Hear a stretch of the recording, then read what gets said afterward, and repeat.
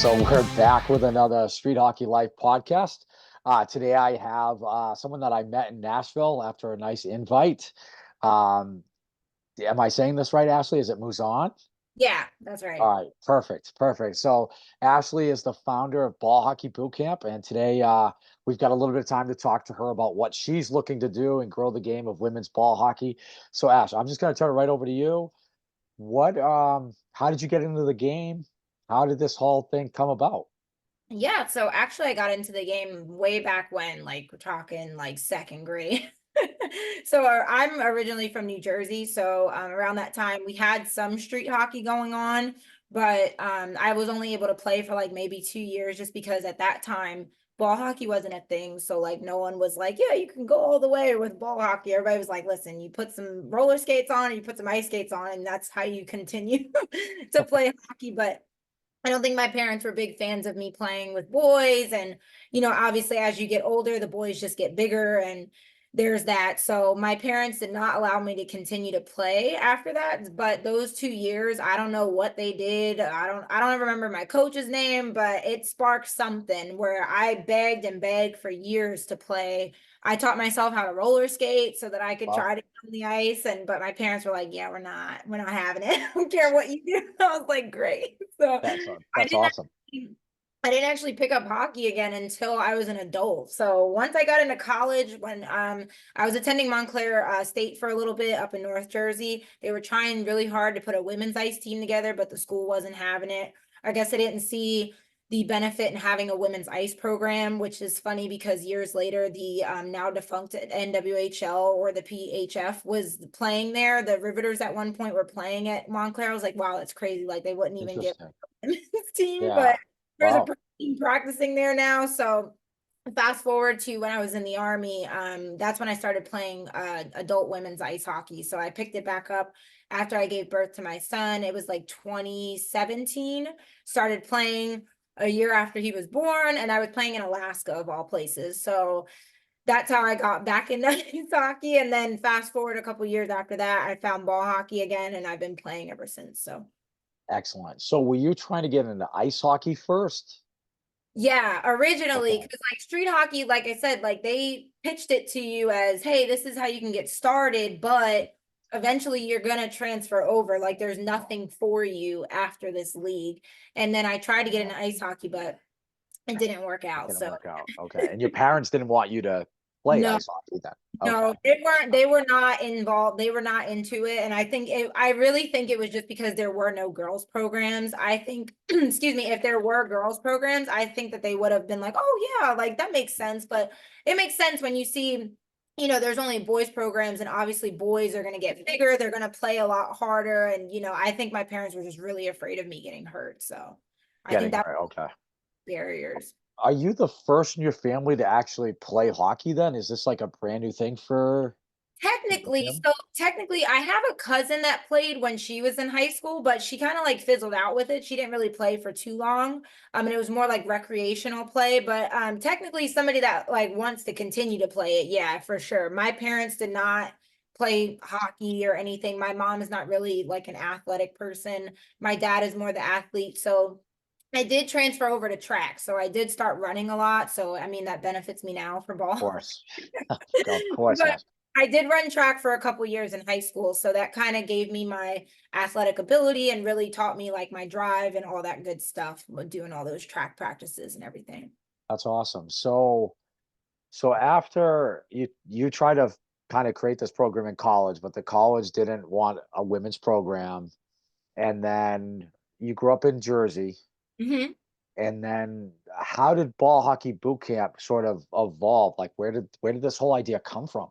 So actually, I was working for Women's Hockey Life a couple years back, and one of their GMs for USA Ball Hockey reached out to us. They wanted us to help advertise the tryouts for the women's national team, and I had never heard of it. I had no idea that there was even a national team, let Sure, alone for sure. ball hockey. I was like, what is this? So of course I have to ask questions because I'm just like, okay, like we get a lot of messages.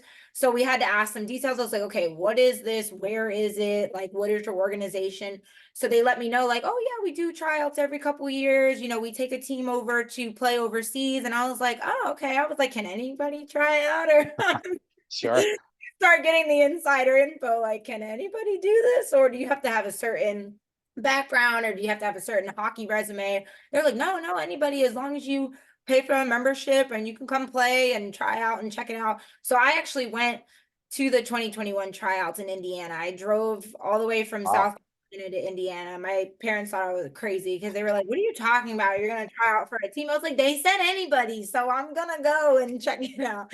So I just trained for a couple of weeks. I really only had like, I think 3.5 weeks to train for this. And at the time that I did the tryout, it was a weekend full of tryouts. So it wasn't just like you just went and played like a game and they saw you play and they were like, all right, thanks for coming.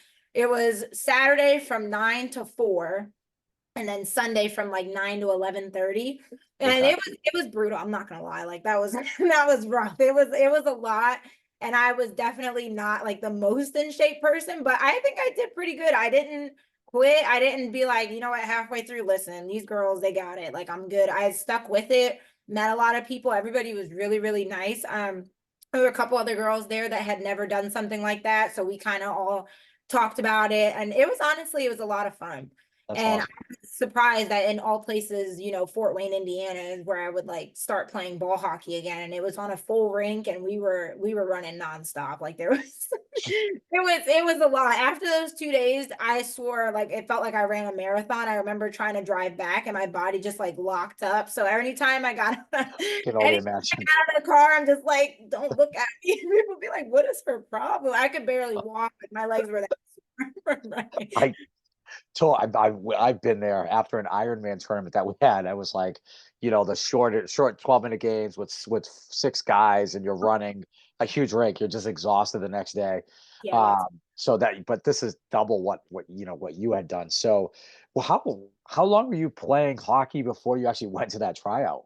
I hadn't actually played since the pandemic. So, Since I the mean, pandemic. That's honestly, amazing. it had been 2 years. So just like I said, just looking at a couple of things online and I got like a couple of street hockey balls and I just started training in my backyard. I was like, well, I got to do something. So I was like, I'll run around, I'll do some sprints or whatever. And it honestly, it did help. Like, even though it was only a few weeks versus however many months these other women have had, Oh it yeah, honestly, it was really helpful. Honestly, I that's was good. surprised at how well I was able to hold up because I thought I would just peel out like after like the first Uh, day.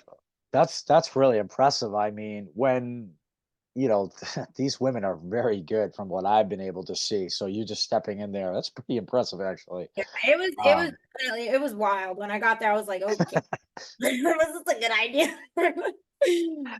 Talk about, being thrown to the wolves, I guess, right? Yeah, With that for type of sure. situation. Good job, though. That Yeah. really, that's impressive to be able to do that. So obviously, you and I met in Nashville. You had invited us. You invited the Raiders out to Nashville. We were happy to go. Our team had a great time. I know that Aaron and I stayed closer to the rink, so Yeah. we didn't. And we had our girls with us. We stayed. My sister Candace went, and my parents went. We stayed like literally 5 minutes from the rink, where the rest of the team was in downtown Nashville. Oh, yeah. Uh, yeah, it was a great tournament. Like I said, I thought the competition was pretty good actually. Um, but is this the second year you've done this, or is this year one? Yeah, so that was the second year. So pretty much, even though I didn't really answer your question the first time, but pretty much the tryout sparked me to do ball hockey boot camp because I saw there was like a need there of some women that were not really in the know of all these other tournaments that were going on. And I obviously didn't know about it. And I was like, well, why don't we know about these things? I was like, why is this so hard to find? And why is this not well known? So that's when I did the following year is when I started ball hockey boot camp for on the youth side and for more women's opportunities. And that's where Ball on Broadway started as well, because there's no real big tournaments down in the South. They're all up north. So I was No, like, well, I don't always have the ability to travel that far up north. And I was like, why not bring something closer to here? So I kind of just, started it from there. That's kind of where that all came from. that's awesome. And you found a beautiful facility. That's a Yes, yes. beautiful That was place. kind of random because I actually used to live near there a couple years ago. So, and that was not there. None of those ice rinks that they have now was there. The town I used to live in actually has an ice rink now. I was like, none of this was so it came about really quickly. I'm very happy to see that Nashville kind of like did a complete 180 and turned in kind of like to a little hockey town now because yeah, just 8 years ago when I was living there, you couldn't find many ice rinks to do much of anything. So Yeah, absolutely. When we were there, there was a Pure Hockey in Hendersonville. For those who don't know Pure Hockey, it's a hockey store. And I was shocked to see the store in there. So I went in there, talked to the guy in there for about, I mean, I drive Erin crazy anyway because I'm the talker of the two of us, and I'll ask a lot of questions. And the guy told me what you said. It's a growing sport. Ice hockey is getting bigger there. The inline hockey seems to be bigger. Ball hockey seemed new, like a new yeah, concept too. it is. When I came the first year and I was looking for referees and like volunteer staff, they were like, "What are you talking about? Like, what is?" Well, I was like, "It's hockey," and they were like, "Are you talking about field hockey? Like, what are you talking?" It's hockey, but you're just running. And it took a minute because when I first did the event, I had to pitch it to their Parks and Recs community, their Oh, you committee. did? Yeah, they Did didn't you just really? allow me to just fill out an application. I had to actually get on Zoom and attend Oh, one of them. wow. So when I had did it, it was funny because they didn't know I was gonna like zoom in. So they Huh. like read my thing on the agenda. They were like, "Okay, we have a hockey competition. What's that?" And then I was like, "Hi," and they were like, "Whoa, where'd you come from?" Like I just like popped up on their TV. I was like, "Hello." And then I tried to explain it to them, and they were like, "Are you talking about field hockey? What do you mean?" And I was like, "No, it's hockey on foot." And they were like, "Oh, okay, yeah, that sounds cool. Like, yeah, we approve." So Interesting. So was this the actual town, or was this the inline program that was this there? is the town. It So was the the town actual town. Okay. are the ones that actually owns the rinks, and then Okay. the inline association is who kind of like runs everything and keeps everything kind of kosher around there. But anything to Got it. do with like rentals and stuff, you have to go through the town To the first. town. So Okay. yeah. Got it. That's actually kind of similar to what we have in Gloucester, where Young Legends kind of maintains is not the right word, but we, utilize all our programs out of there. But if someone wants a rental, they have to go to the city, Yeah. and they have to work around our program schedule. So that sounds interesting that you had to meet with them. So yeah, it was a great time. You and I chatted after the turn, well, after we got eliminated, and you know, just like any tournament, like I told you, like we're starting up in the Northeast in Gloucester, which is about 30 miles north of Boston. And, same situation where you're trying to grow not only your organization, your grassroots programs, but also the tournament, trying to get more people to come and play. So, like I said, I thought it was a great venue. I thought like it was good to see those other teams. Like for the Raiders, we had seen the Cupcakes before, we had seen Beach Bays, but never played them. And then you want to talk about the Canadian team a little bit that was there and how that happened? They kind of came out of nowhere, to be honest. Like, I honestly, on my social media page, I have Canadian followers and I've seen Canadian organizations follow our page, but I've never had anybody like reach out to me. So I was just like, oh, cool. They're just like following along or whatever. And I got an email one day and I was like, and she asked to be on the tournament. And she said, "Oh, like, what do I need to do to register my team?" And I was like, "Oh, yeah, no problem. Like, here's the form. Do you have any questions?" I was like, "Where are you guys coming from?" And she's like, "Oh, we're coming from Canada." And I was like, Oh, "What?" wow. Wait, Yeah, how did wow.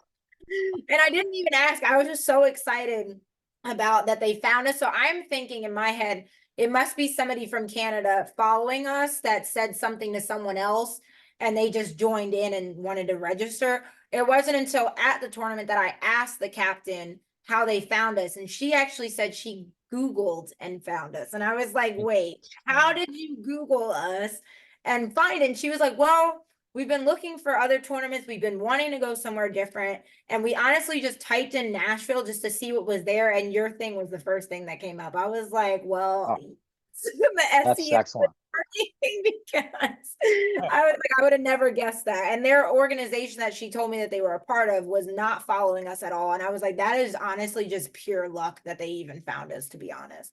Yeah, we were trying to figure it out and I didn't really get a chance. I'm usually like, you know me, I'll go and talk to anybody most of the time, just figure out. But I didn't get a chance to talk to them. Erin talked to a lot of the people from Queen Charlotte. She had talked to them. Um, Beach Babes, of course, we talked to them a little bit. Well, she did, not me. And was trying to recruit players for the next tournament. So Yay. that's Erin. Um, but like I said, it was a great tournament. It was a great time. The rinks were pretty unique. Yeah. And like I said, we've been following you on Ball Hockey Boot Camp on your Instagram page for a while now. So, and like we connected that way anyway. Um, but the other thing that I kind of want to ask you about is, so it sounds like Ball Hockey Boot Camp was started. You want to try to grow the game of ball hockey for women specifically. Are you affiliated with USA Ball Hockey? How does that work for you right now? So we're not officially affiliated, so we're in the works of that, but it just like as of now, since we are trying to still establish like our programs and the fact that we don't have a league yet, we're kind of waiting until we get to that point to kind of get in with USA Ball Hockey so that they can provide the training for the refs and the coaches and things like that. Because I would want anybody who volunteers with me to get the right training, get the background checks done and everything. So we're not affiliated there yet, only because right now our goal is to just educate, and try to teach people like, hey, this is something you can do. If you want to go to ice hockey or roller hockey, that's great, but this can teach you the basics and positioning and things like that. And then all you have to add in is really the skating at that point. And once you kind of learn the basics, you kind of got it down, and then you can move up to the next thing. And plus, we're trying to really focus on getting in like Black and brown communities and underserved communities that have not really been targeted for any type of hockey, whether it's ice or roller or whatever, and really making sure that we're providing the equipment, so the sticks, the balls, and the instruction, and people can just come for free. They don't need to pay, and they're Excellent. able to do an hour clinic with us and just show up and have a good time. So that's what we're That's focused awesome. on, is really just providing those free clinics and focusing on, getting more young girls involved, and then really focusing on the diverse aspect of it all. Yeah, that's awesome. That sounds exciting. Um, how did you get Michael Wabi to get to that tournament?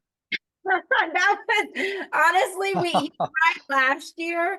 He's been following what we've been doing, and he's really been interested in it. And he wanted to do it last year, but it didn't work out. And then this year he was like shooting for it, and I was like, if you can come, like, yes.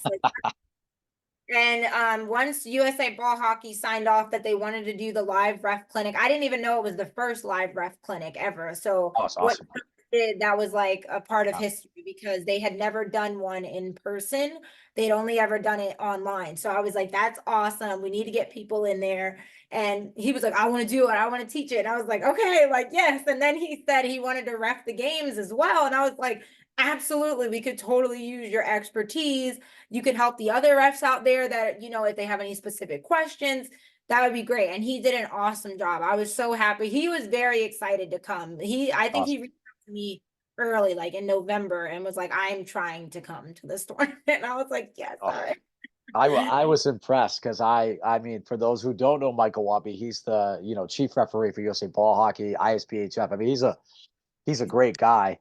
And we did the clinic on site. We wanted to go to your social event on Friday night, and I can't remember what happened.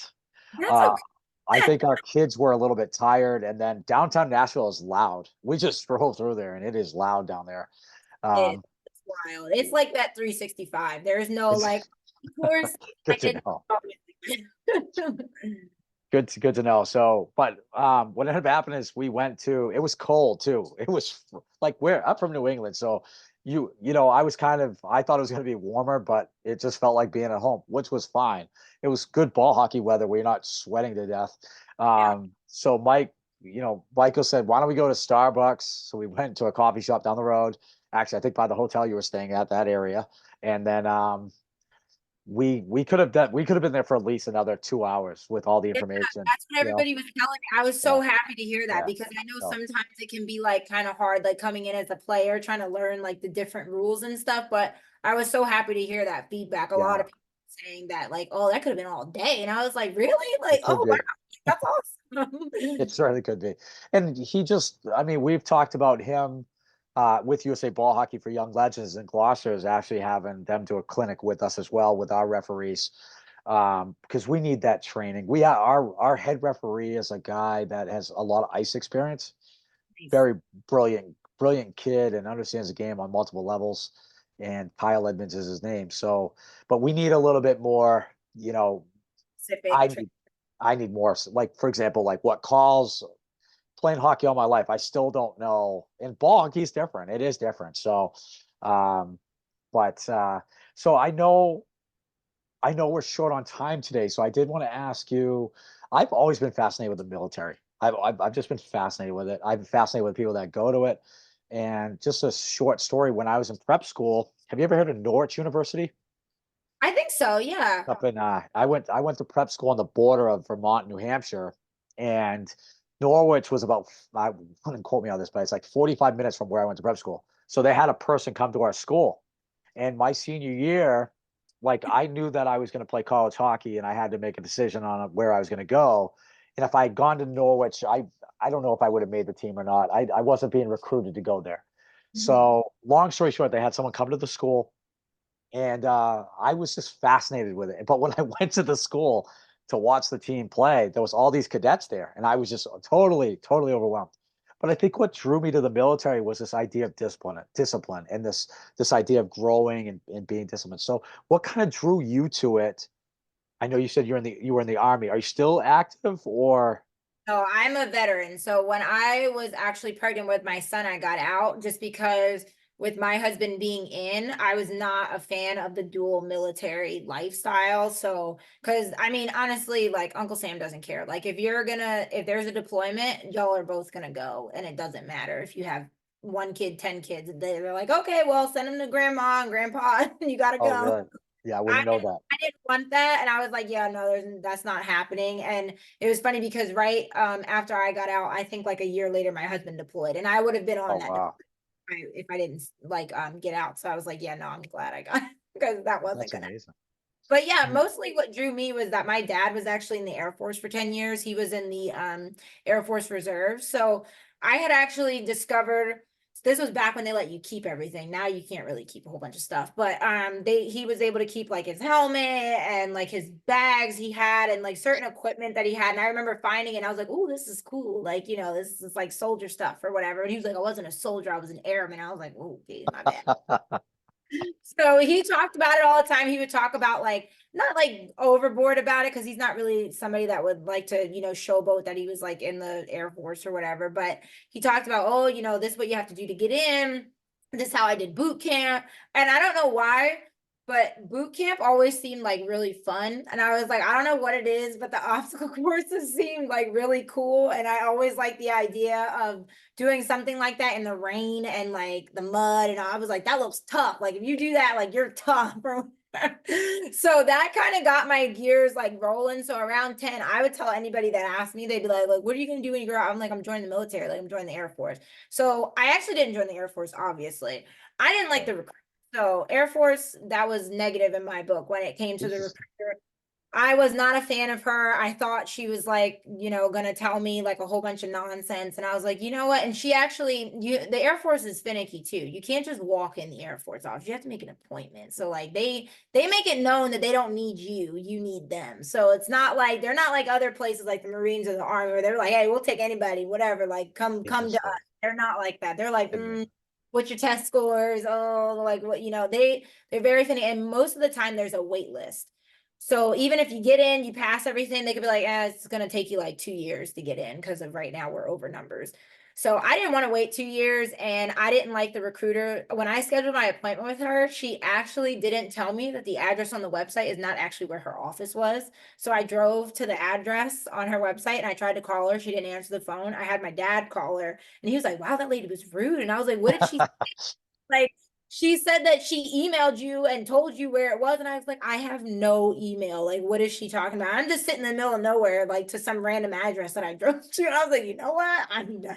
I was like, I will go to the army. So when I went to the army, completely different experience. They're like, yes, come to us. awesome. So as soon as I went in, it was quick. Like, I think I went in December, took the ASVAB test, and then by March I was gone. So automatic to boot camp. And boot camp was honestly okay. It wasn't like the mud and all that. We didn't get that experience. They kind of like Okay. a lot of things. So like what my dad experienced in boot camp and what I experienced was like two different things. how they wouldn't eat sometimes. Like, yeah, they weren't allowed to do that to us anymore because technically now the way it's set up, you actually pay for the food while you're in there. It comes out of your paycheck. So Oh, they really? can't allow you to eat. Like you have to be able to eat something or whatever.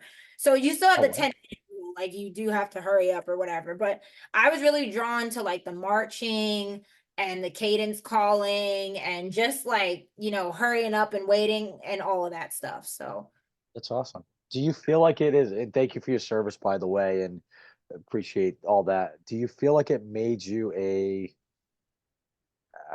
more, better person, more oh, growth oriented?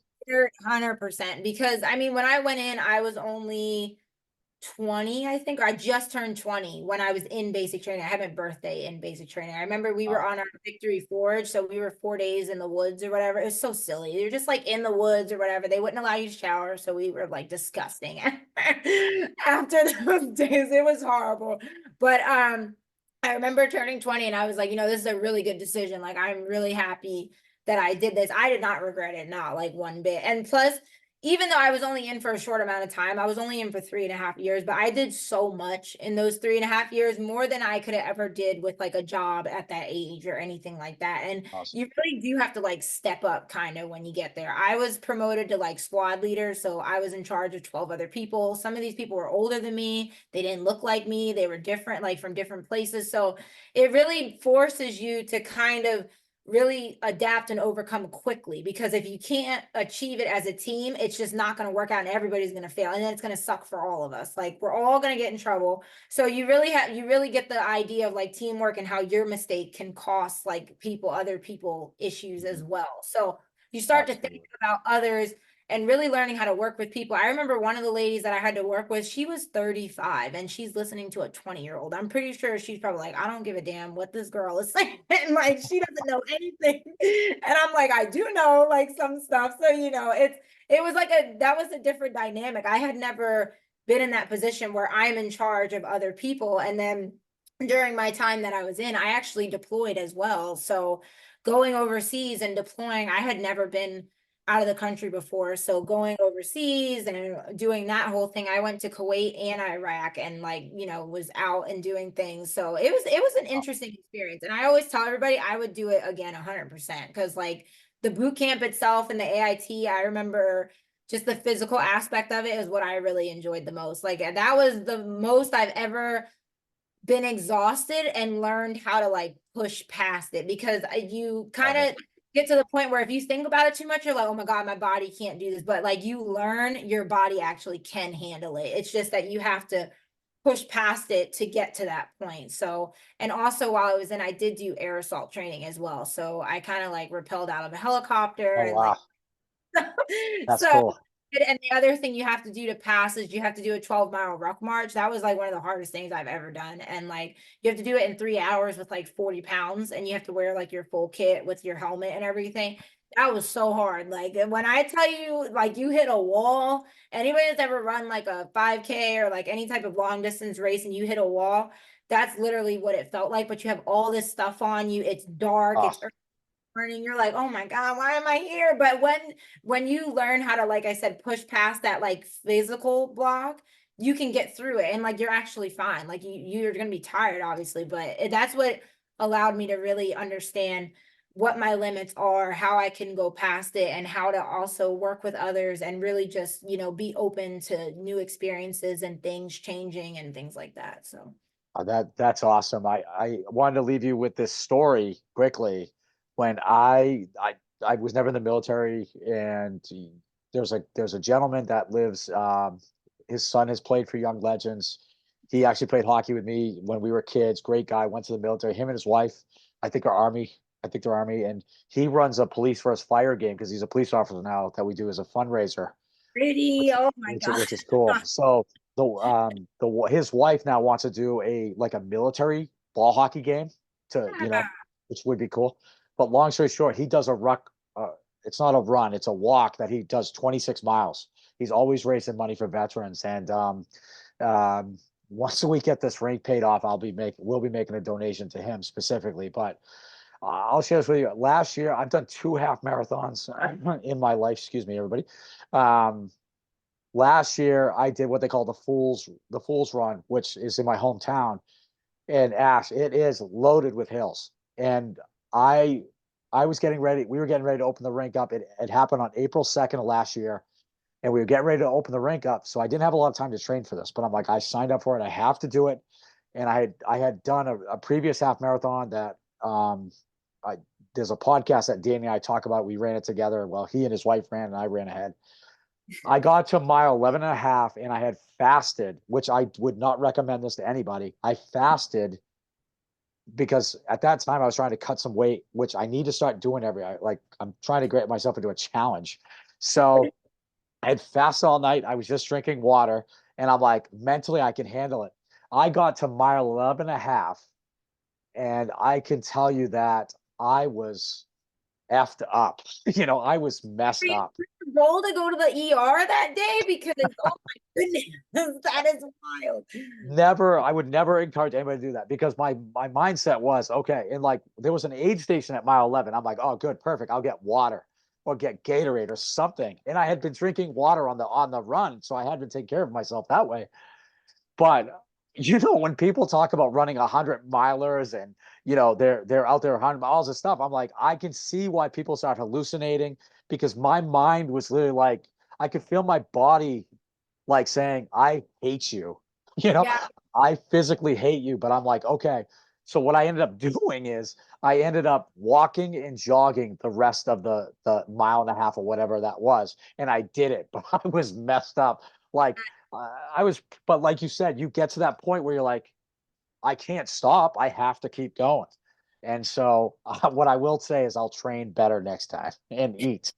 well, what I So can say is I had youth on my side. So when I was doing that rough, I don't remember eating anything either, other than maybe a Cliff Bar, and like I did it fine, and I didn't feel like hungry or anything after. But I think that was the youth talking. I don't think I did yeah, anything. I wouldn't recommend fasting before a half marathon. It's not ideal, That's awful. So And you didn't eat anything on the course at all? I didn't. I think there were these gel, but by Yeah, the way, or oranges or something. I did drink Gatorade, which I thought would give me like a psychological sugar boost, and that never came either because my mind was like, it was almost like dizzy, and I was like, oh, but I knew that I had to keep going, so I had to finish it. And I felt like I did break some sort of barrier that day, actually. Maybe a stupid one, but it was I grew up not doing a lot of long distance running, and now that I have kids, running is also a way for me to get out of my day-to-day life. And I haven't been running. I've actually been slacking quite a bit.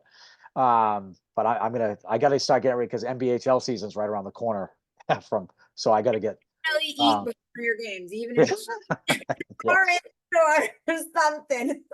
Yeah, yeah, absolutely. Not the brightest thing I've ever done. But That sounds awful. Ugh. yeah, it was still fun. But believe it or not, I ran beautifully for like I got to mile 5 or 6. I felt awesome. It was on the way back. The hills just killed me. So but anyway, I could talk to you all day about that specific event. But what's the best way for people to reach you? I know you got to get going. So Yeah, absolutely. We are most active. We have a Facebook page, but we are most active on Instagram just because that seems where we get the most reach and everybody kind of interacts with us a little bit better. So definitely you can find us. It's very simple, just at Ball Hockey Boot Camp on Instagram. on Instagram. Okay.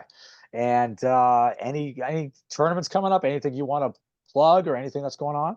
We actually started our first tournament team for women. We are the GI Janes, so very excited about that. I'm happy to have Erin on our team. It's going to be awesome. So the He's thrilled. jerseys are sick, and I'm really excited to have this tournament team. It's for Women's C, and I believe this is the first time Women's C is going to be being played at cool hockey events for North Americans this coming weekend.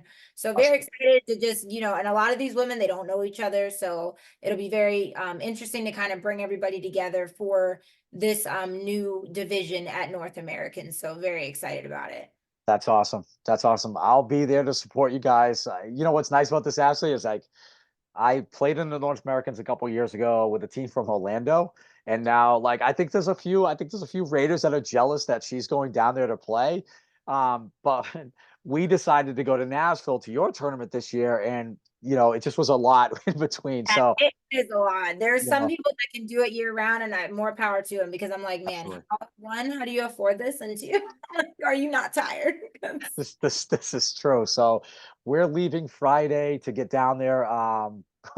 We're bringing our daughters, and they're just glad that they're not driving to Nashville, I guess. But their thing was, if we go, can we get a hotel with a pool and a hot tub? So I found a place with a pool. The hot tub, I don't think they have it, but so we'll see you down there on Friday, and I'm looking forward to you guys playing. So Yes. Likewise, yeah, I'm really yeah. excited to see what we can do. Deal. Any other thoughts you have before? Do you have to go or? Yeah, no, I think I'm good. I Yeah. mean, if you have any more questions, I'm happy to answer any more questions that you have. Well, I like I said, I could talk to you about that military experience all day, which this is technically a ball hockey podcast, but like where do you see ball hockey boot camp in maybe a year, 5 years down the road? Yeah, I mean, I hope to see us. We are really trying to build up more girls' clinics. So keeping them free and just providing, as much gear as we can. We're working on trying to get actual like helmets, some gloves, shin pads, so that if people can't bring gear, but we can still provide the sticks and maybe we have some loaner gear to use. We're definitely trying to do more girls' clinics specifically and just trying to get in touch with other areas and see what's out there to see where we can kind of maneuver and what areas we can kind of start introducing this to. We are working with United Women's Ball Hockey Foundation for their event that they're doing for She Dangles. We are a part of that. I'm working with Charlotte Street Hockey. We're going to have a She Dangles event in Charlotte at their rink next month. So Okay, that's cool. April 27th, I believe. So we'll do a girls and women's clinic. We'll kind of do like skills for a little bit and then we'll break off the younger girls and then the women into scrimmages and we'll allow everybody to kind of play and just have fun and have a good time. Awesome, awesome. Erin is doing the she dangles up here that they're having. I did want to let you know that Sarah Yeah. from your group, or is she part of Yes, ball so hockey? she's a part of Charlotte Street Hockey League. She's Okay. on their board, and she will also be on GI Janes as well. So she'll be Oh, coming. cool. Cool. Okay. So after Erin had talked to Sarah down there, so she had emailed me to talk about the rink, and then I talked to someone on their board about they're trying to get a rink in Charlotte, and it sounds like they're at the beginning of the stages. Do you know anything I about? believe so. I don't know too much about like where they're at, but I still do believe it's in the beginning stages because I think probably their biggest issue right now is probably finding like the place to build it. Like where Place? would it? Yeah, so they have a lot to work with up there. I mean, there's different subdivisions of Charlotte, so like there's different little areas on the outskirts of it. It's just a matter, I'm pretty sure, just finding out like where would be the best place and where a lot of their people already are and where they're coming from and kind of like basing it off of that.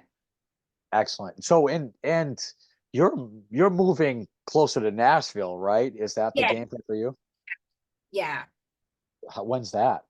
So that'll be in June. And then as soon as we are all settled in, we're looking to kind of get the ball rolling and getting some free clinics out there for both women. Nice. Yeah, so we're as soon as we get settled, I'm like ready to go. I'm ready to, try to get out there, see what type of scheduling we can get based off of who else has the rink and what roller programs are going on at the time. But other than that, I'm really just looking forward to just really doing some free clinics and getting ball hockey more out there so that people understand what it is and how more like much more cost effective it is. And it gives kids an option if they don't want to go all in on ice hockey, gives kids an option to still play and be active without it being so expensive. And especially because with kids, I mean, they grow out of equipment quickly, they lose interest. And it's like, I know a lot of hockey teams at least want a good 800 just for you to commit to the season, minus the gear, minus the traveling and all of that. So I want to just be able to say, hey, like have your kid try it with us. And then if they want to go to ice hockey, that's great. Like, and they can, move on up to that. But like, we want to at least introduce it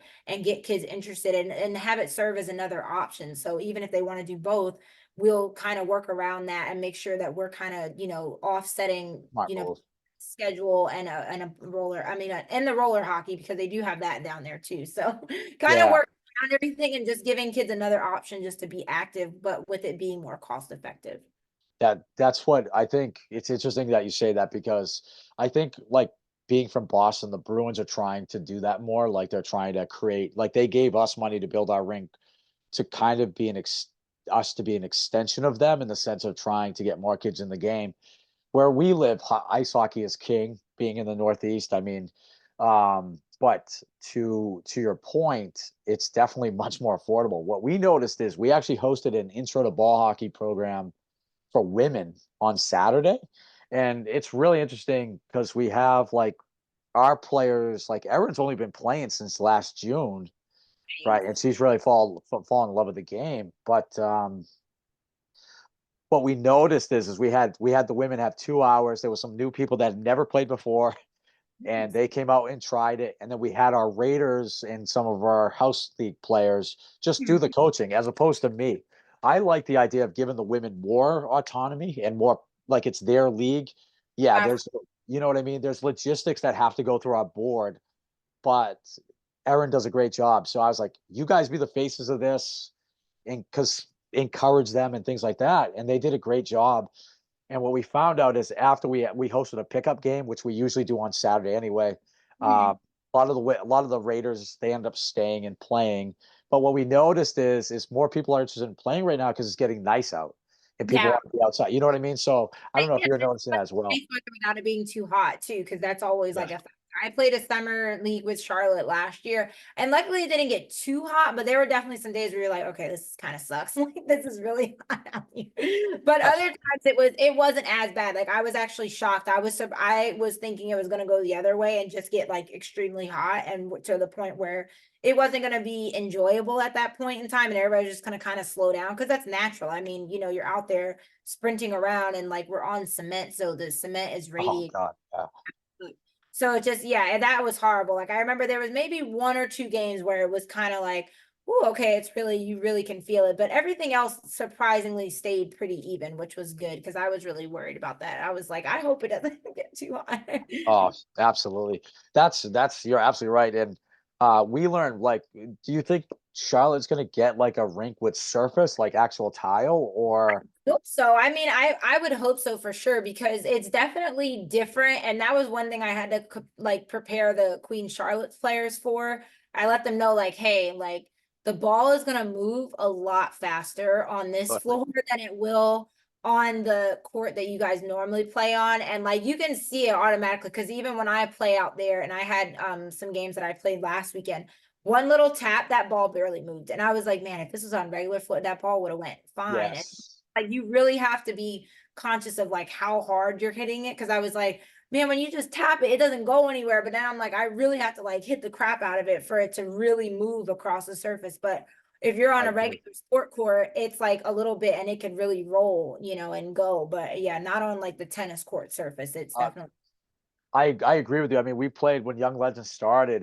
We were playing on a basketball court, and like Mhm. we always used softer balls because I can't believe I did this, but we never had the kids wear equipment. It was literally just a stick, and so we used the Milik really soft ball. And in the summer, we played in the summer months from June to August, and so Mhm. you the pink ball would get even softer, but the ball would literally start sticking to the asphalt. So even in the summertime, but I meant to tell Sean, who I talked to from Charlotte, about like with our surface, we're still trying to figure because it expands and contracts so much. Oh, Yeah. you know what I mean? So that's been a challenge for us to sort of figure out um, when you're playing in the heat. But yeah, did you like the idea of having a roof over those rinks in Nashville? Did you For the like most that? part, yeah, for the most part, because it helps with I played there in the summer as well.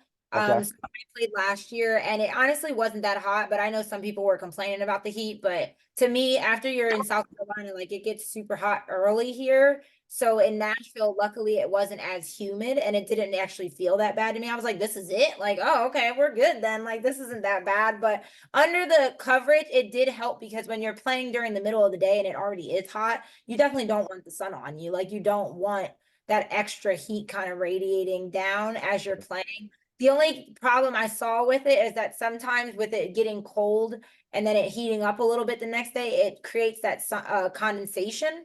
on the top of the railings, and that's what gave us a problem. Like the next day in our tournament was that the floor, it sounded like it was raining. Like that's how much Oh, wow.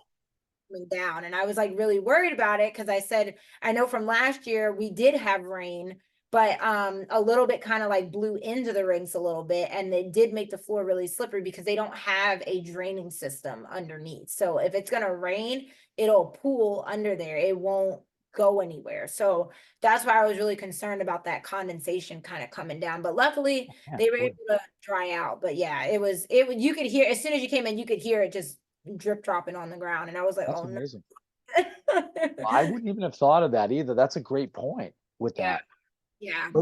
We arrived on Friday.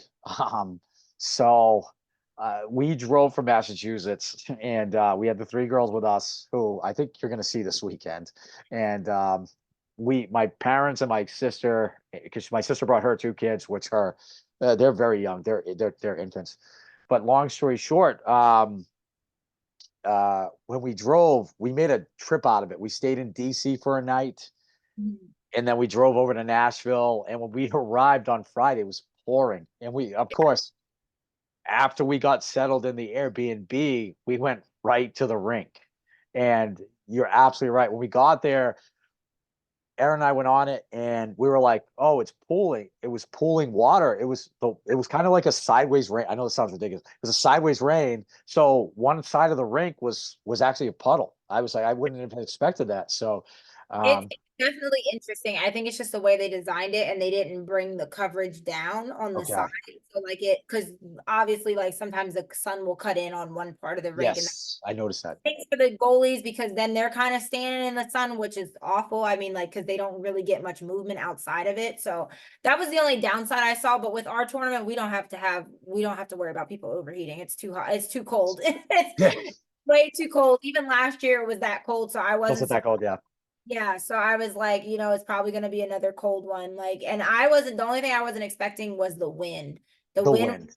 bad on Saturday. That was not good. But other than that, like it was just so cold. So I was like, oh my goodness, like this stinks. But yeah, last year it was the exact same thing. It It was, was okay. yeah, I think that's what made it colder was the wind. And like you and I were talking, you had your hood on, you know, yeah. bundled up with these. So, um, but like I said, I think the wind made it colder. I don't think the players minded at all because But yeah, once you get they're going, playing.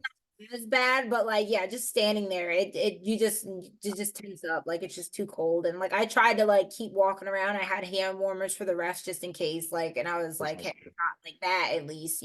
So, and the hand warmers did help. Like I wore them before I played, and that like helped a Oh lot wow. because I can't stand when my hands are freezing like that, and then I feel like I can't really like touch anything. So I was like, Yeah, yeah, let me let me work on this before I go out there and try to play. that's cool. I wouldn't think that sometimes we had a winter women's skill session that um went from the after Thanksgiving to literally January in Massachusetts, which was cold.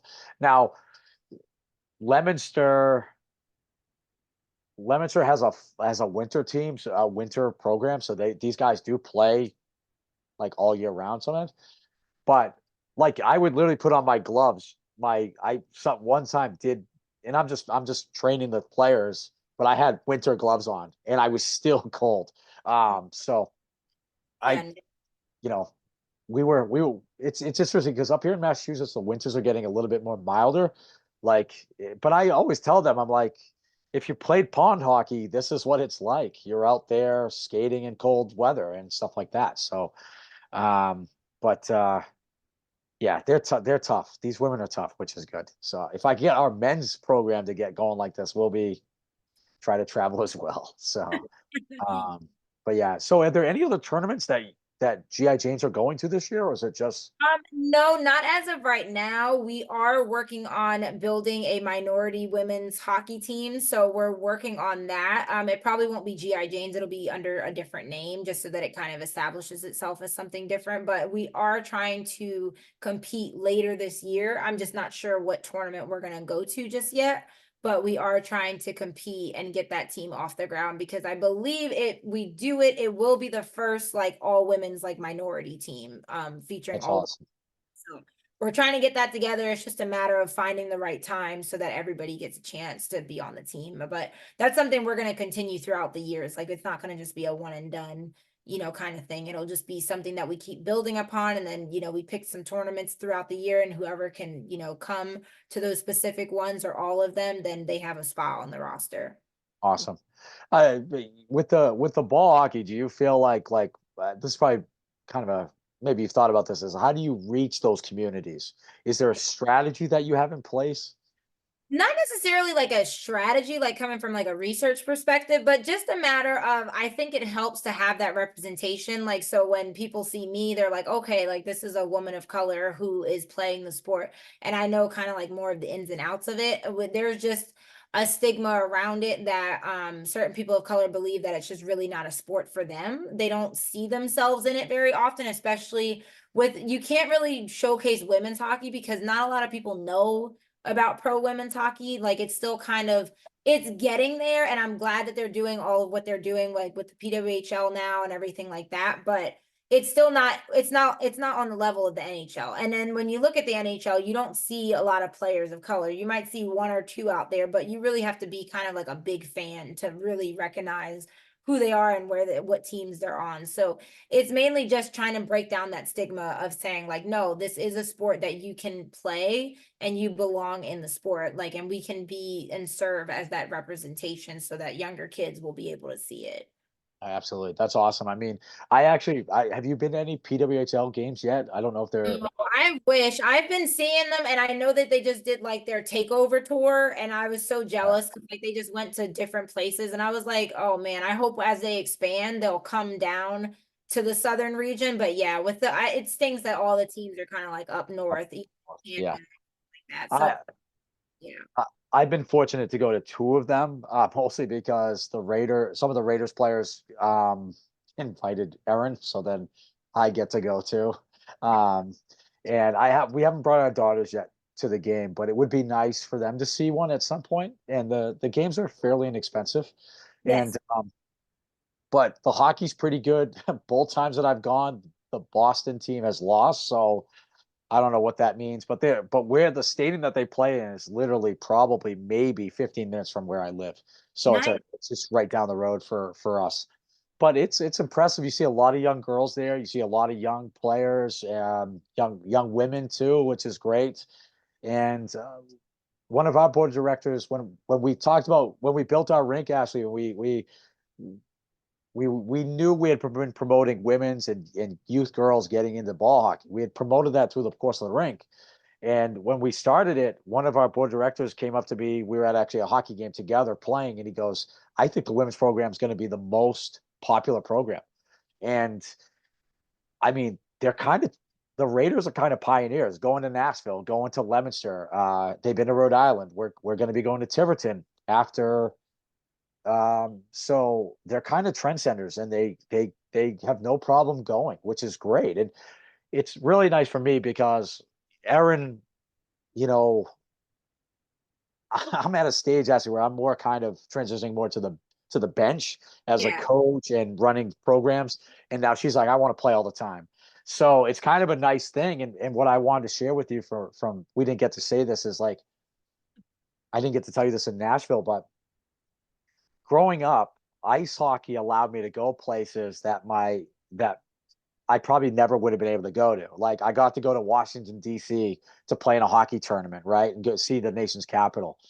I got to go to Toronto with my dad, Montreal, all these places. My mother stayed home with my siblings, and I got to go to these places. And I was very fortunate to have that life. And now it's coming back again, where now that Erin is playing and I still play, like we've been to Florida to play. We're going to Pottstown, like Yeah. Philadelphia. Um, you know, now our kids are going, they're traveling because of hockey again. It's Yeah. all, you know what I mean? It's kind of an interesting thing. So it's kind of ingrained in their life and they like it for the travel. They like going on planes and all that stuff, but we're very fortunate that we can do this too. So Absolutely. I mean, hockey definitely, like in recent years, obviously has taken me to different places too. So I definitely feel that for sure as more as an adult now, obviously, because I didn't really get to travel. But definitely when I got to play in Alaska, I mean, not a lot of people can really say that they played and actually did like a full season up there. They do have a tournament up there, which I hear is really nice, but I haven't had a chance to get back there and go to it. They do it in Anchorage every year. Okay. And that team, when I was there, I got invited to go play in Vegas. There was a girl down in Anchorage. I was in Fairbanks. So Anchorage is 7 hours from Fairbanks. Nice. And they were like, yeah, we're putting a team together. We just need more people. And I remember going, and I mean, it is costly. I'm not gonna lie. Like that kind of travel, it is a lot. Like it's so much. It's very involved or whatever. So you really kind of have to be dedicated almost to it because it's not like a simple trip where you're like, oh, we're just going somewhere for the weekend and we're coming back. It takes like it took us, I think, to get out of Alaska, it took 2 planes. And then this was when tickets were a little bit on the cheaper side, so it wasn't as expensive. But then you get there, and I remember our hotel was almost $1,000. The player fee was like 350. I had to get a rental car. It was like a whole Yeah. thing. And Oh I was yeah. like, a lot, but it was so much fun. I remember having like the time of my life. I was like, don't ask me what we scored. I don't know who scored what. I don't remember, but I just know that it was fun. Like I planned to do things around the games, and that made it like way more fun. And I didn't realize Absolutely. in the dark right now because Oh, I lost. sorry. Yeah. I just want to say, like, people like yourself, I'm a big fan of you. I've been impressed. I wanted to leave you with this last question, which is when you went to that tryout for the U.S. national team, were you like overwhelmed, or what was your feeling like when you saw these women? Not really overwhelmed because I was like, you know what? If like they have to try out, they even if they've been on the team 10 times, they still have to like somewhat try out in some capacity. So I was like, I looked at it as kind of more like a learning experience. I was like, I don't expect Uh, to make the team. I just kind of want to see what it is and like go out there and try it. And I remember getting there and it was so funny because the rink was like off the side of the road. And I was like, is this it? Because like there was nobody, there was not a lot of cars in the parking lot. I actually went to the wrong building first. There's a building across the street that was a sports complex. They had basketball in there and they had a basketball tournament going on. So I assumed that's where it was because of all the cars. And I was like, oh God, like this is crazy. And then I got there and I was like, wait, this isn't it. I was like, this is not right. Like something's wrong. And then I got over to I said, oh, it's across the street. And then I went across the street and there was no cars there, but there was 50 women there. So I was like, okay, people probably carpooled or whatever. Cause I think we had the biggest tryout out of that year was Fort Wayne was like Post the COVID too, right? and I was like, okay, like cool. And when I got in there, I remember Reagan Russ was in there. She's a pro hockey player at the time. And I was just like, what is she doing here? Like, oh my God, like this is pro hockey. I was like, what is happening? And she's a fantastic collegiate player. I was like, this is crazy. Like, what am I doing? And I just remember the first drill we did. And I was like, okay, I haven't played hockey in over a year and a half, and that was ice hockey. It's completely different. I didn't know if we were allowed to hit anybody because I always got in trouble for that. I don't outright hit anybody, but when you get in a corner with somebody, you just kind of put your body against them. So I was like, okay, I don't know if that's allowed. I have no idea what is allowed and what isn't allowed. They're not really telling us a lot. The first drill since I played defense was the coach. It was Amber Moore who played in the PHF too, with the Riveters, and she was like, hey, I'm going to throw this ball down there in the corner and I'm going to need a line over here and a line over here. And y'all are going to race to get it. And you have to fight for it. And I was like, what? I was like, what is this? It's like, wait, what? And I remember she said, if you come out on top and you have the ball, bring it around. And then the person after you, it'll be a 2-on-1 situation. So the person that loses has to come to the front and defend the 2-on-1. And I was like, okay, I think I know what I'm doing. And then out there, I remember her throwing the ball, and I was like, you got to beat this girl to this ball. Like, I was like, if you don't beat this girl to this ball, like, you might as well go home because, like, this rest of the day was going to be horrible. I was like, because there people are looking at you and they're going to know you suck, and then they're going to try to attack you the rest of the tryout. It's like, they're going to come for you. So you better get to this ball. And I was like, okay. And I remember she Yeah. threw it, but you had to wait for her to blow the whistle. So I was like, let's go. And I just remember like getting down, like, and I had my stick like out already. And she was like, she threw it and it hit right up against the wall and it kind of stayed there. And I was like, okay. And then she blew the whistle. I just booked it. And I remember the girl got to the wall first. But since she was smaller than me, I kind of just shoved her against the board and I got the I ball got and that. I started, and I remember feeling so weird because I remember being like, I got the ball and I perfectly just carried it around at an angle. And I was like, who are you right now? What are you know? That's cool. It was honestly like a blackout moment because I hadn't played hockey on feet in like who knows how long. And then to be able to just beat the girl to the ball, and I was like, okay, I think I can do this the rest of the trial. It's fine. And it did get tough. And I remember they even did a combine skills test on us. Like we had to do certain like drills. We ran a 40-yard dash. I had never ran a 40-yard dash before. And I was like, okay, we gotta do what we gotta do. And then we did this one test called like an Illinois test. And I was like, what the heck is this? And it was just like a matter of running in between the cones. I remember I fell doing that drill because the way I turned, my foot slipped and I fell on the ground. But I remember when they sent out all of our times after, my time was still like one of the better ones. And I was like, oh, Awesome. and you fell on that one. I was like, that's awesome. So it was That's just awesome.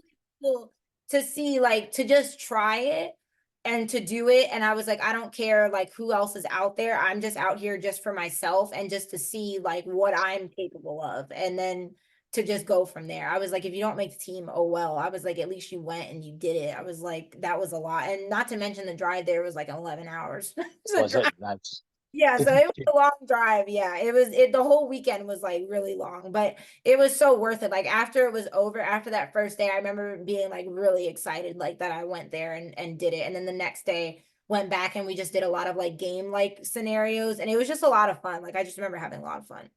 that's awesome. I mean, thank you for sharing that story, Ashley, Yeah, because I appreciate things like this. I mean, being around the game of hockey all my life, like ice hockey, playing ball hockey was like a very it's a transition. It was a big transition for me. And what I really appreciate with your story though, like is your ability to just go and try it yeah, without any expectation. And um what happened recently, excuse me, everybody, with our goalie who played in your tournament, yeah, she went down and tried out for the Legends team, the over, I think it's what over 38 team is yeah. is. And she went down and she said, "What do I have to lose? What do I have to lose?" And she Yeah, went down there and she did a great job. I was told by one of our other teammates who was at your tournament, who actually made the team, told nice. me that she did really well.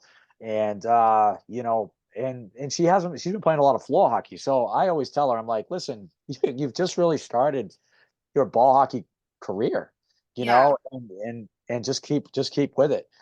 And like I said, it seems like you have this mindset that you're gonna give it your all, you're gonna try anything.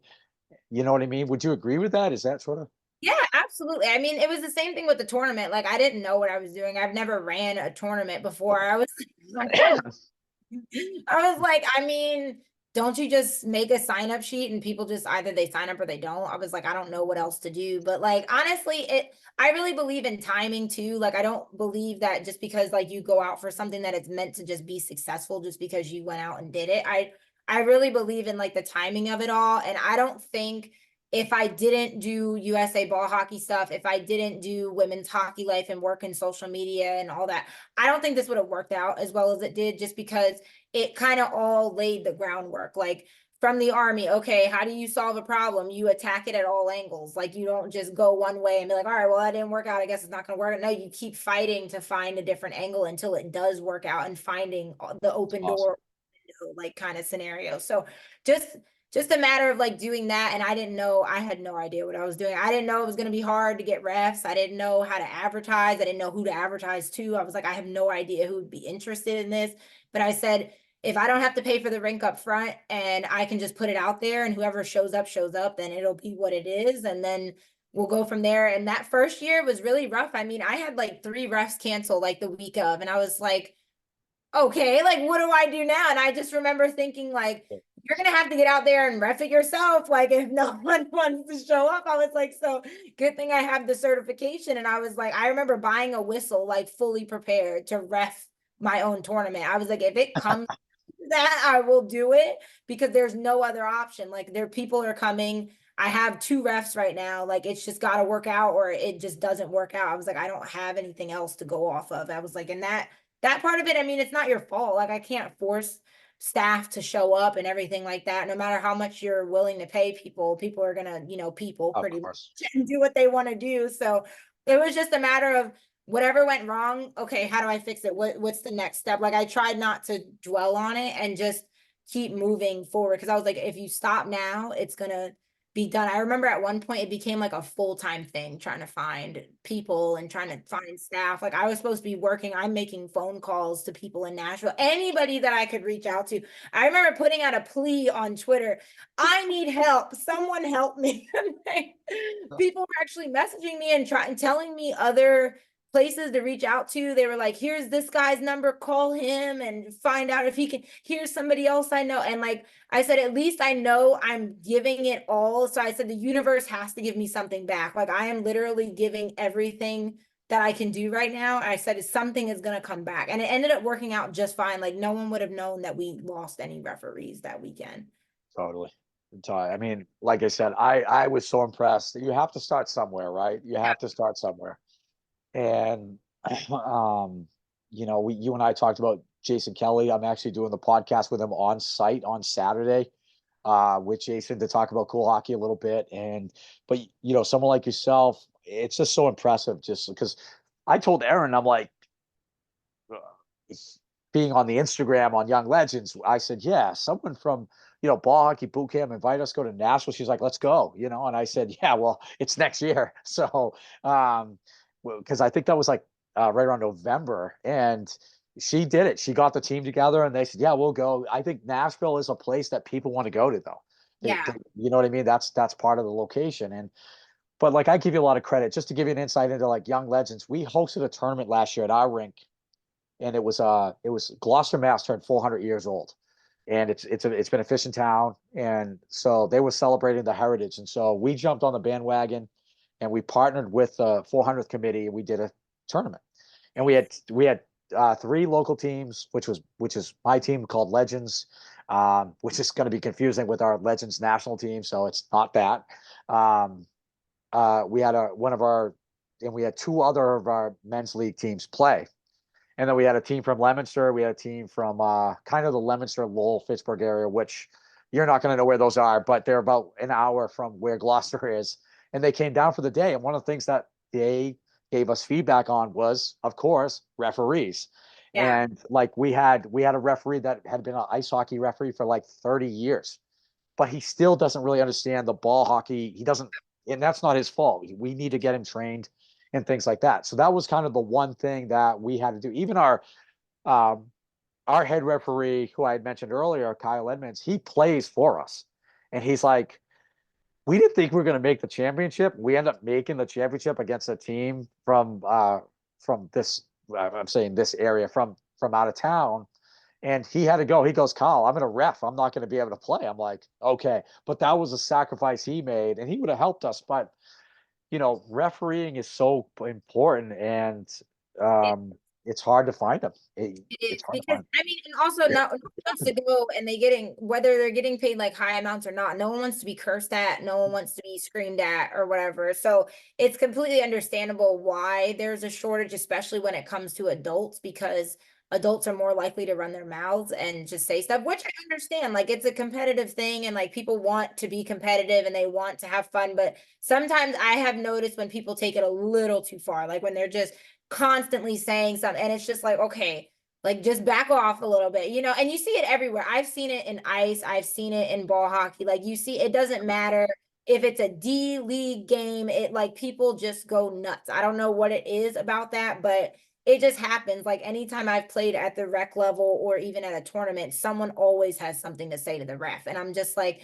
I know some refs are used to it and they don't really care. Like they'll just be like, I don't really care. Like I'm just here and I'm doing my job and that's it. But some refs that turns them off and they don't want to come back. So it's just a matter of making sure, and that's just a hard thing to do, even as a tournament director, making sure people don't go too hard on on them. the, you're just like, they're not going to want to come back next year. If this is how you're going to keep talking to them, I understand there's going to be calls that you don't like. Like I've even seen calls that I don't like where I'm just like, how is that not a penalty? Like, why did you not call that or whatever? But I'm not gonna curse at the guy. Like it's not that serious. I was like, I'm not getting scouted by the PWHL. I could care less I want to win, but at the same time, like I don't want to cause more issues or get kicked out of the game just because I couldn't shut up. Like I was like, that's where it gets a little where people cross the line just a little bit, but I understand it because it's just, you're just in the heat of the moment and you just want to win and you do well and all that. You want to do well and everything. So I completely get it. But yeah, the refs, they do take a beat for sure.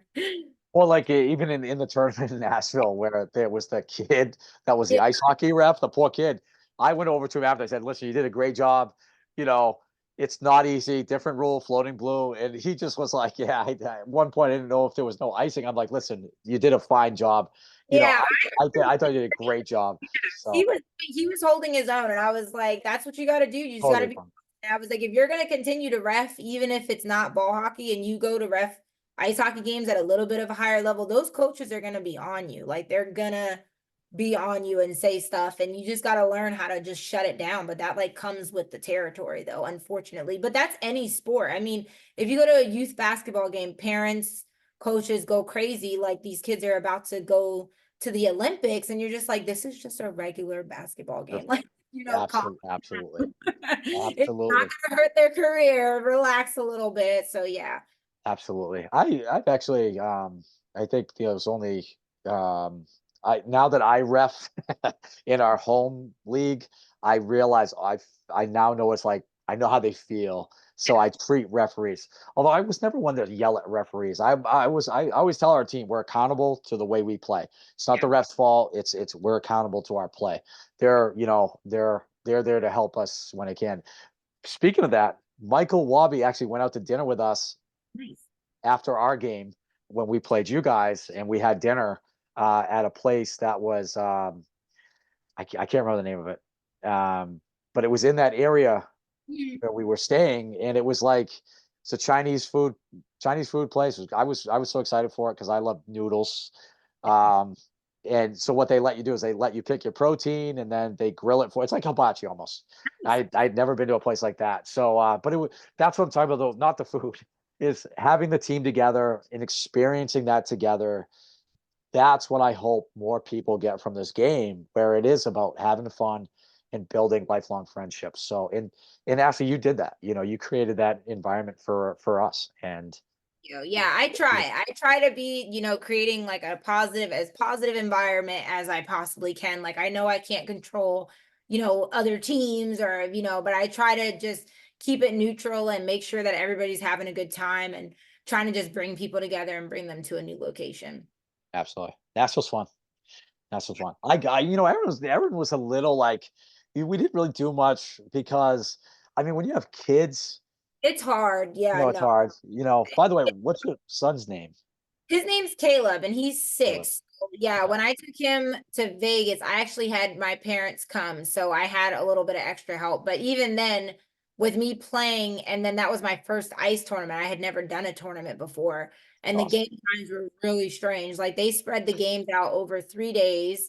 So you played Thursday, Friday, and Saturday, and our Friday games were 11 a.m. and 11 p.m. And I was like, who I was like, this makes no sense.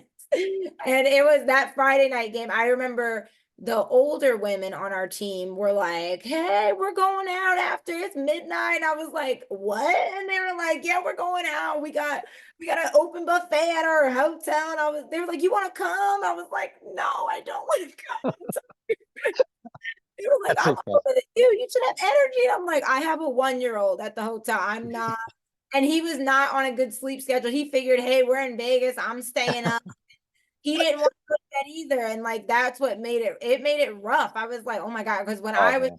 he was like on the opposite energy level and I had to stay up to make sure he was good in our hotel room. It's like way different when you're out and you're not in your home. And he knew we were out. Like he was like, oh no, we're not home. Like we're out. We're not Absolutely. hysterical. Absolutely.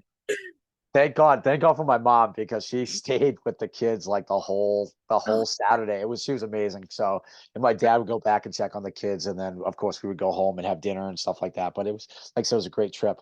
And your husband's still active military. Yes. Yes. Okay, So he's still awesome. active. Yeah. So he's still in. He's been in now, I think 10 years it'll be this year. So yeah. 10 years, awesome. That's awesome. How long did you serve for? Just 3.5. So 3.5 I, years. Oh, yeah, that's I just served right up until my contract almost was over, and then I got out because I was like, yeah, no, we're not, we're not doing the dual just deployment. don't. I want to live that life. Absolutely not. So, Yeah. yeah, I don't regret it. I remember them when I was trying to get out. My sergeant major was actually trying to like block it. He was like, "Are you sure you want to get out?" I was like, "Yeah." Yeah. Yeah. I was like, I have Understandable. my son coming. I need to focus on him versus the army and all that stuff. So I was like, "Yeah, I'm good." I don't like I said, I don't come from a military family at all. I like my grandfather served in Korea. Like he went to Korea, but he like I mean, he's been dead. Sorry. He's been gone a long time now. Sorry, that was a little rough, but we had a really good relationship. And I asked him one time, I'm like, did you kill any? I mean, I must have been like 12 years old and asked him, like, did you kill anybody? Like it was nothing, you know what I mean? Because you don't, yeah, 12-year-old kid, you just see a movie Yeah. like Rambo, you don't you don't think anything of it. And he just looked at me like, I have no idea. And he was an awesome guy, but my uncle also served, but then he got out. I never really talked about it, but I know my grandfather. I don't even know actually if my grandfather even saw. I don't even know if he actually saw action. If he was just in Korea, you know what I mean? Like I don't know. He never talked about it anyway. Everybody's Uh, different. It's oh, weird. My I great grandfather was in during World War II as well, and so was my great uncle as well. But I think my great uncle had seen some stuff because like he had some PTSD and all that. But my great grandfather, I don't think he saw any necessarily combat or anything like that. But yeah, it's different. It's different because not everybody, and it also depends. Even though you're during wartime, I mean, technically we're always in a war, so there's really not sure. a time where there's not a war, but when I was over there, they were fighting and there was battles happening like 3 hours from where I was, and they did bring casualties to where I was as well. So you had to be mindful of that. And I was like just praying that they didn't bring one while I was there because I did not want to do the report. My office was responsible for doing some of the reports if that were to come in. And yeah, I was not a fan of that. I was like, I swear, I hope I don't have to see that because that's awful. Because my sergeant had just went through it, I think a month before I got where I was at. So it's rough. I mean, even if you don't see combat, but you see something like that, and we're not medics, so we're not Of prepared course. Of to course. handle this stuff. We're just there to do like, the paperwork and everything. So I was like, I really hope that doesn't happen because Yeah, yeah. for sure, for sure. And I don't want to be laughing about my grandfather joking about this because I know this is a major topic in veterans and it's the PTSD part of it. And like when you're 12 years old, you know this. You feel like you're infallible. You Yeah, can do whatever you for want. sure, for What you sure. and now looking back on it, having kids and if I can just imagine being such a stressful situation, I just can't imagine it. You know what I mean? I just can't imagine what it's like to do this. It's different when you, I guess, like when they kind of try to prepare you for it a little bit. I mean, and I'm not I wasn't a combat like job or anything, but I remember when they were opening up ranger school for women and I had wanted to do it like really bad. I was like, I want to go to ranger school, but even going to ranger school doesn't guarantee you to go see anything remotely Right. like combat related. So it's just interesting how it works out because like you either might see something or you might not. But I mean, honestly, this was pre-kids, so I really could care less. Like if I was like involved in something like that, didn't really bother me. We did go outside our base one time, and I was just like, whatever happens, whatever. It just is what it is. But like now, I'd be like, oh my God, call everyone. I need to tell you my goodbyes just in case. But like back then, I didn't care. I was only like 22, so like I didn't really care if It, something. I didn't think like that. Like I didn't think, oh, like tomorrow if we go out, like I could get shot at or something. Like I sure, didn't really think about sure, it. Like just kind of like if we get shot at, we're with these people. This is what we need to do and move along. And I absolutely. wasn't really like fearful of a lot of stuff. More so fearful of the critters that were out there versus people trying to kill you. Like, cause Right. yeah, they're not Yeah. fun. Cause in Iraq, I was actually in a tent. I wasn't in a hard building. So it was like you're in a tent and there's the idea, and don't Google if you don't want to see it, but there's the camel spiders are out there and they're really, really huge. And I don't know if you've ever seen like the spiders that are in Australia, like those big ones that they have like in their house. But there's camel spiders like that, but they're really scary looking and they're like bigger than that and they're tan and if you run, they will chase you kind of situation. It's like a really interesting thing. And I heard they eat hair. It's like gross. And I was like, listen, if I see a camel spider, I'm done. Like I'm ready to go home because that's nasty. I did see one, but it was a smaller one. And luckily it was dark. And it actually was, we had a movie premiere because we were doing something with these people that came over to like visit soldiers and morale and all that.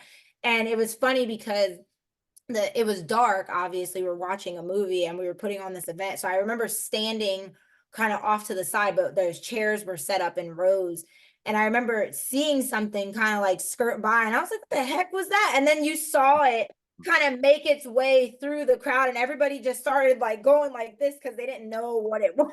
I was like, that is horrifying. Like, we are just trying to enjoy our movie, and this spider's coming in, bothering everybody. But luckily, like, they're not gonna like bite you or anything, but it's still gross. Like, no one wants to see that.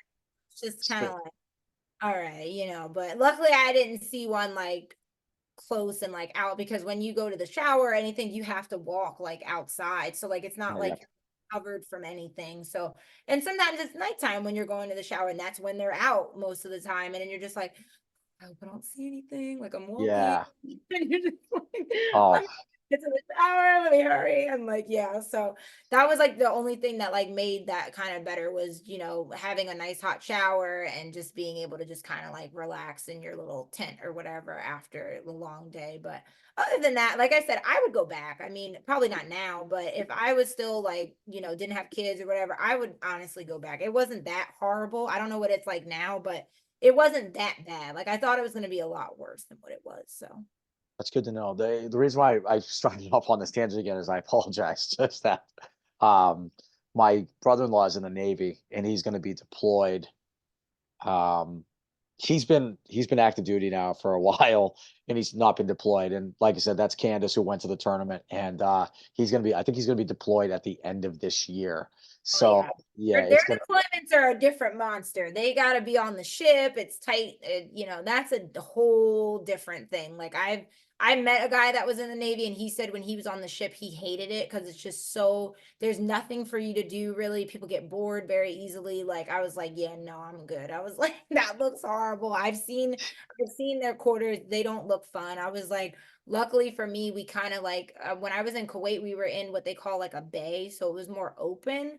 But like you kind of like make your own. That's what's like funny about the military is like you make it worth something. Like it could be just your bed, but like you make it like your room. So like I remember asking my dad to send me like bed sheets, and I took the bed sheets. I didn't have anybody above me, so I took the bed sheets and kind of made a tent out of the bunk bed oh, so that I nice. could have like more of like a privacy, because most of the time during the day the lights are on.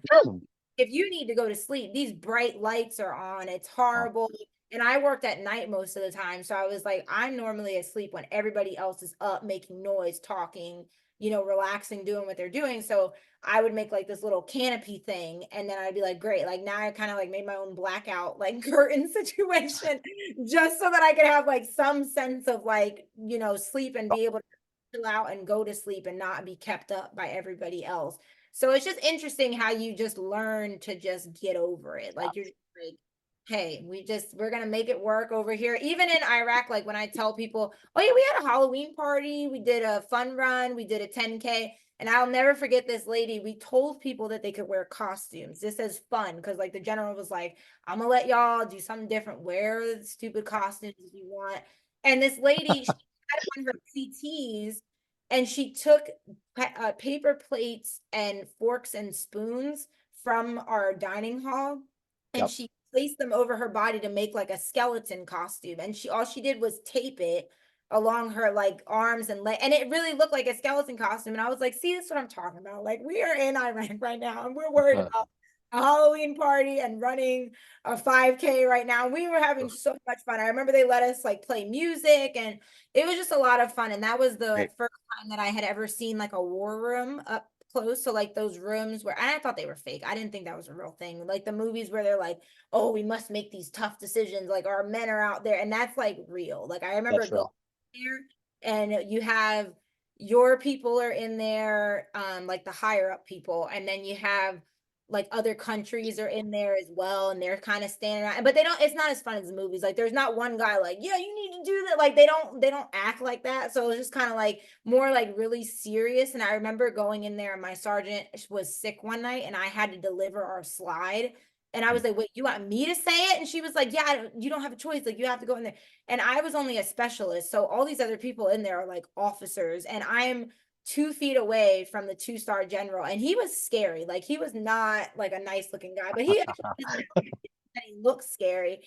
And I remember when our slide came up, I was like, okay, General, I can't remember his name, but I was like, sir, we have this, this, and this. And then he was like, I just remember him turning around. I was like, oh my God, please don't ask me a question. Like, I don't know the answer. Like, I have no idea. And he turned around and he was just like, did we get any mail today?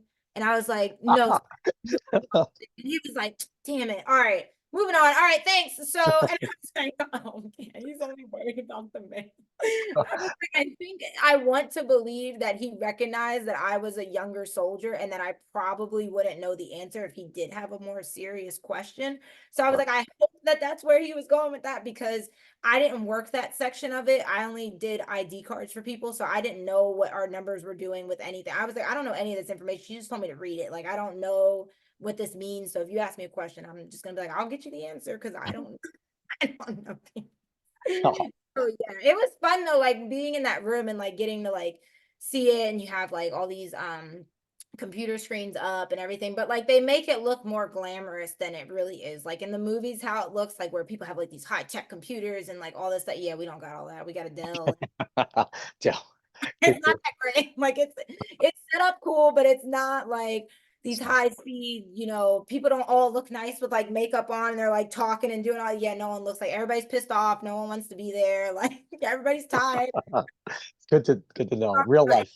Yeah, and I'm like, oh, okay, so this is how it is. Like everybody just kind of Real life. out and waits to get their questions or whatever. So yeah, much different landscape. But it was cool because I know a lot of people don't really get to like see that. So it was like cool getting to like walk in there and like see it and see how things go. So That's awesome. Thank you for sharing all that. I always, like I said, big fan of the military, from a growth standpoint for human beings and stuff like that, but also just sharing kind of the day-to-day life too. it's I'm boring. I'm so ignorant to it. So It's some of it's boring. Like some people think like it's more than what it is. And I'm like, no, it's kind of just like imagine like working kind of like, and not everybody's experience is the same, obviously, but it's like imagine going to your job, but you just can't quit. Like if you right. don't, it doesn't matter. You have to stay. Like there, that's really the only difference. And I mean, people say, oh, you get yelled at. I'm like, no one yells at you. It's a regular job. Like, and no one, I was like, people think that you go in and you're just getting yelled at. I'm like, no one's yelling at you. Like, they're human beings just like you. They have their own stuff going on, their personal life. They have families, kids. Like they're not there to like just make your life hell just because you're a younger soldier. I was like, that's not Right. how it goes. I said, I know some people are in maybe a bad situation, but most of the time it goes away. Like you deal with it and you got to do what you got to do, and then you move on to the next station. Like no one station is going to be the same, and nothing really lasts forever. Like it may be a crap situation, but then you're like, hey, I'm only here for like a year and I'll move on and I'll do what I got to do. So it's just imagining like you're working a job you just can't quit. Like you just can't be like, all right, I'm done with this. Like you just got to Yeah. deal with it. And I think that's what some people realize, like when they're in, it makes them a little bit stronger because you're just forced to deal with it. Like you don't have a choice. There's two people at work you don't like. Oh well, you're gonna see them every day. You're gonna see them in the morning. They're probably your sergeant's probably gonna ask you to take them somewhere because they don't have a car, and like you gotta ride with them somewhere. So you just deal with it, and like you just learn to make it work. I was like, I'm pretty sure there were plenty of people that didn't like me, and I know I didn't like some people, but at the end of the day, if they tell us to work together, it's a matter of getting the job done. And I don't care if you don't like me, but we either do this or we both get yelled at for it and it becomes a problem. So which would you like to do? Because I'm not in the business of getting yelled at. So I'd rather just do what we need to I do. get And you. when you come out of that and you're in the real world, a lot of people don't think like that. So like they don't think like, oh well, I'll work with you to get something done. Like most of the time you run into, if you have an issue with somebody, like they're just kind of like, I ain't helping you. And you're just like, dang, like how do we Yeah. Yeah, that's you're like, how do we excellent. overcome? But like I know not everybody thinks like that. Like not everybody thinks about the end goal. They're just like, no, I really don't like you and I don't want to deal with this. And you're just like, okay, that's fine. there's a topic we could talk about for hours with. Yeah, You know, for there's real, for real. on I that. feel like no one can see me now at this point because we're Well, I can still see you very well. Um, so, like I said, thank you so much for sharing all that. I could listen to these stories all the time. I don't, like I said, I don't know many. I've asked my brother-in-law, some stories that he tells me what life is like, and I think he's actually somewhat of a he's changed his role, but I think when he was originally in, he was like a mechanic or nice. worked on the ship itself, and now he does like he does patrol like when he goes like 2 weeks. I don't know what his schedule is, so I'm messing this up, but he'll literally there's a couple ships that he'll go. I don't know where he goes, but he's in a smaller boat that makes sure that the like when a destroyer or something comes into port, he's Mhm. guarding to make sure that no one's coming to Okay, attack. cool. So kind of like pulling security almost. Yeah, something like that. He does that now. So I have no idea what he's doing in the future. I just know that for our family, we got to rally around my sister Candace, and Absolutely. um, so she had a good time in Nashville as well. So, but like I said, Ash, I really appreciate your time. I know you're a busy person. I'm really excited for ball hockey boot camp. I Thank think I'm just impressed at how much you've gotten started, and you're now officially a nonprofit. So, one last time before we get out of here, what's the Instagram? Yeah, it's ball hockey boot camp. So just literally our name and you type it in and we'll come right up. Excellent, and thank you for doing this. It's awesome. Of course, thanks for having me. I appreciate it. My pleasure. We'll do it again sometime. Yes, You know, absolutely. I hope so. so awesome. All right. So for the Street Hockey Life podcast, I will actually be with Ashley at the North American Championship. Erin, my wife's going to be playing on her team. I'll be doing a podcast down there with Jason Kelly. But like I said, reach out to Ashley. She's got a lot of goals. Help her out when you can. I know, Ash, I'll try to help you out as much as I can. You know that. But until next time, thanks for tuning in. Bye, everybody.